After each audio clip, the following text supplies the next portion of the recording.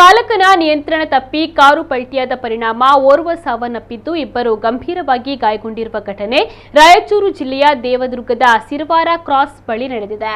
ಅಪಘಾತದಲ್ಲಿ ಕಾರು ಚಲಾಯಿಸುತ್ತಿದ್ದ 26 ವರ್ಷದ ಶಾಂತಪ್ಪ ಸ್ಥಳದಲ್ಲೇ ಸಾವನ್ನಪ್ಪಿದ್ದಾರೆ.